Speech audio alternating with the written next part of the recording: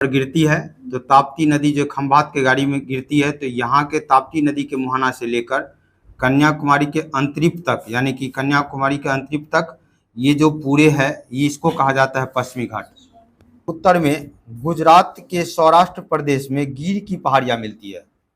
पश्चिमी घाट, जो पश्चिमी घाट के उत्तर में, ये पश्चिमी घाट है ना, तो इस पश्चिमी घाट के उत्तर में ये गुजरात आएगा, और गुजरात में जो आएगा ये गिर क्षेत्र आएगा। कौन सा क्षेत्र आएगा? गिर क्षेत्र। तो यहाँ पर दिया गया है एशियाई सिंह जो भारत में कहाँ पर रहता है, तो ये गिर पहाड़ी में रहता है। कहाँ पे? गिर पहाड़ी में एशियाई सिंह। गुजरात में एशियाई सिंह, यानी कि गुजरात के गिर पहाड़ी में एशियाई सिंह पाया जाता है। पश्चिमी घाट के स्थानीय तौर पर अनेक नाम दिए गए हैं। महाराष्ट्र में इसे क्या क्या क्या कहा गया? सह्याद्री। और कर्नाटक और तमिलनाडु में क्या कहा गया? नीलगिरी। और केरल में क्या कहा गया इसे? अन्नामलई और इलायची। अन्नामलई पहाड़ी और इलायची पहाड़ी। इस इलायची पहाड़ी को कार्डमम पहाड़ी के नाम से भी जाना जाता है। ध्यान दीजिएगा। 16 डिग्री उत्तरी अक्षांश रेखा, 16 डिग्री उत्तरी अक्षांश रेखा जो गोवा से गुजरती है। कहाँ से गुजरती है ये? 16 डिग्री उत्तरी अक्षांश रेखा गोवा से गुजरती है और सह्याद्री को दो भाग में बांटती है। गोवा वाले क्षेत्र से 16 डिग्री पूछता है कि 16 डिग्री उत्तरी अक्षांश रेखा किस राज्य से गुजरता है? गोवा से। और इस गोवा को उत्तर और दक्षिणी सह्याद्री में बांटता है। उत्तरी सह्याद्री के ऊपर पर बेसाल्ट की लावा के निक्षेप है, वही दक्षिणी सह्याद्री में आर्कियन युग के ग्रेनाइट है। यानी कि उत्तरी सा है कालसुबाई। कालसुबाई शिखर कहाँ पे पाया जाता है? महाराष्ट्र में। महाराष्ट्र में कालसुबाई। तथा कर्नाटक में कौन सा पाया जाएगा? कर्नाटक में कुदेरमुख, जहाँ पे लौ अयस्क पाया जाता है। और महाबलेश्वर उत्तरी सह्याद्री की दूसरी प्रमुख चोटी है। महाबलेश्वर। महाबलेश्वर के उच्चतम बिंदु कौन सा है? Wilson point. ये भी चिन्ह लगाना है। अर्थात शीट पॉइंट और नीडल होल पॉइंट महाबलेश्वर में ही स्थित है। महाबलेश्वर से 5 नदियां निकलती है। इसको भी ये पॉइंट भी है। महाबलेश्वर से कितनी नदी निकलती है? कृष्णा, सवित्री, बेना, गायत्री और कोयना।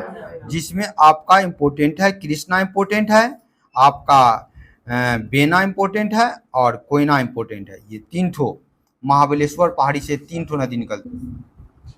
अब देखेंगे थालघाट दर्रा, भोरघाट दर्रा और पालघाट दर्रा। दर्रा हमने बताया कि दर्रा कई कारणों से बनता है। जब प्राचीन समय में कभी किसी से नदी गुजरता था और वह नदी अब गुजरना बंद हो गया है, तो वह दर्रा बन जाएगा। या 2 जमीनों के बीच भूकंप आने के कारण से या प्लेट विवर्तनिका आने के कारण से गैप हो जाता है, तो उस वजह से भी क्या बन जाएगा? दर्रा बन जाएगा। किसी पर्वत से बर्फ पिघल के नीचे गिरती है, और जब वह बर्फ पिघल के नीचे गिरती है तो किसी स्थान से सैकड़ों वर्ष तक, हजारों वर्ष तक गुजरती है, तो उस स्थान को वह गाढ़ा कर देता है। और उसके बाद जब वहाँ से बर्फ गुजरना बंद हो जाता है तो फिर ये क्षेत्र भी क्या हो जाता है? दर्रा। तो दर्रा कई कारणों से बनता है कि नहीं? तो दर्रा अभी वर्तमान समय में इस दर्रा को एक जगह से दूसरे जगह को जोड़ दिया गया, सड़क मार्ग से या रेल मार्ग से। सड़क मार्ग से या दर्रा के माध्यम से, दर्रा के माध्यम से एक जगह को दूसरे जगह को जोड़ दिया गया। और इस दर्रा से जो गुजारा गया वह सड़क मार्ग या रेल मार्ग। तो यहाँ ये कई बार पूछता है कि थालघाट दर्रा कहाँ से कहाँ जोड़ता है? तो नासिक से मुंबई। भोरघाट जो जोड़ता है मुंबई से पुणे को। और पालघाट जो जोड़ता है, इसी को भी यह करना है।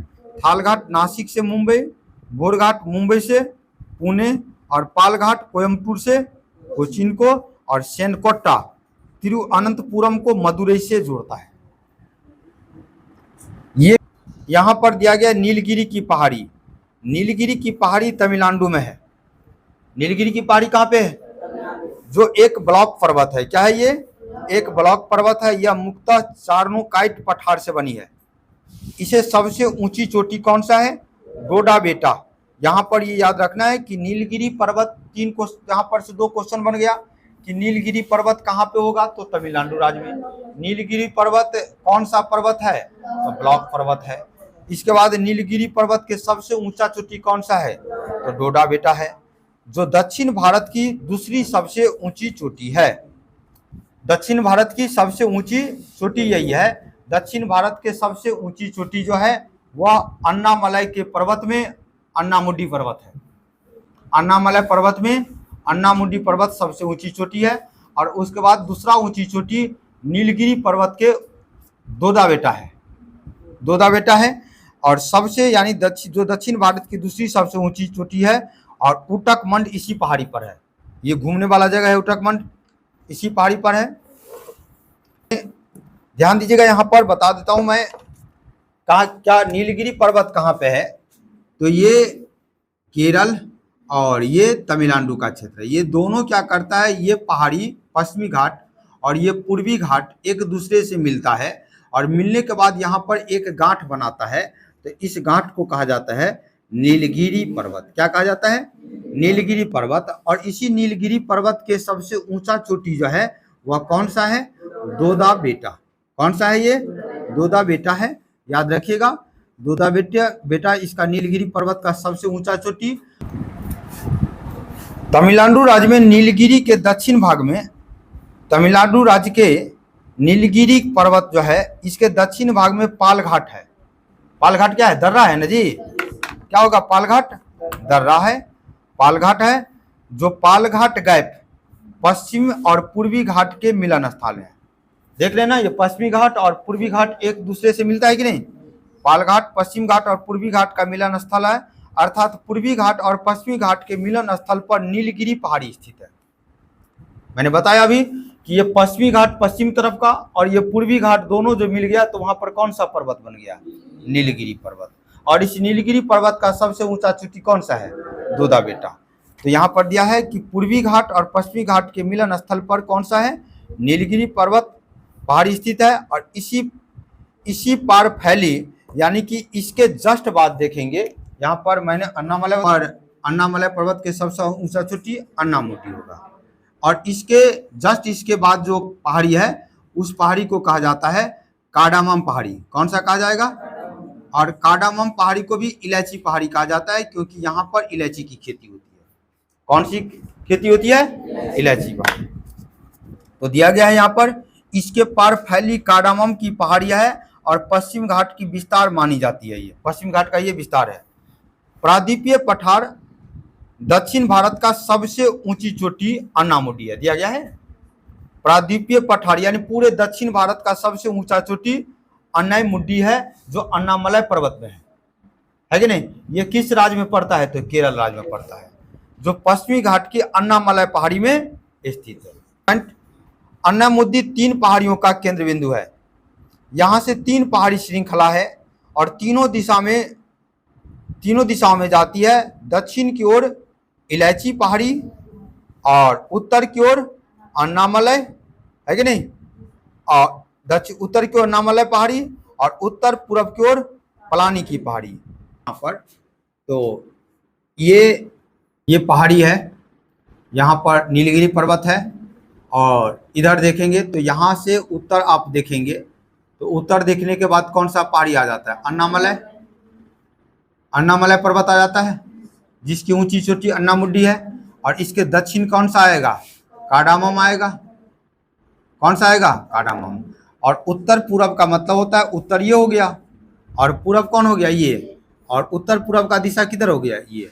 तो इसके दिशा में कौन सा पहाड़ी है यहाँ पर उत्तर पूर्व में? पालनी पहाड़ी। उत्तर पूर्व में कौन सी पहाड़ी है? पालनी पहाड़ी। प्रसिद्ध पर्यटक स्थल कोडाइकनाल तमिलनाडु के पलानी पहाड़ी में स्थित है। कि कोडाइकनाल जो ये पर्यटक स्थल है ये किस पहाड़ी में स्थित है? तो ये पालनी पहाड़ी में स्थित है। किसमें है? इसके बाद सेवाराय, कई बार पूछा गया है। सेवाराय पहाड़ी तमिलनाडु राज्य के सलेम में अवस्थित है। तो तमिलनाडु में कौन कौन सा पहाड़ी इंपोर्टेंट हो गया?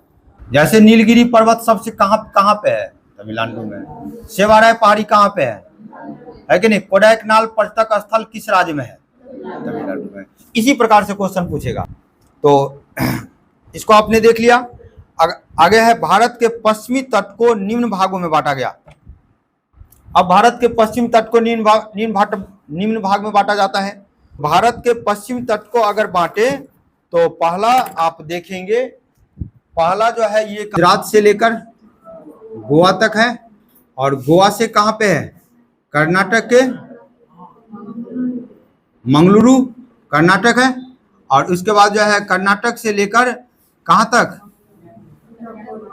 कन्याकुमारी तक। कहाँ तक, कन्याकुमारी तक।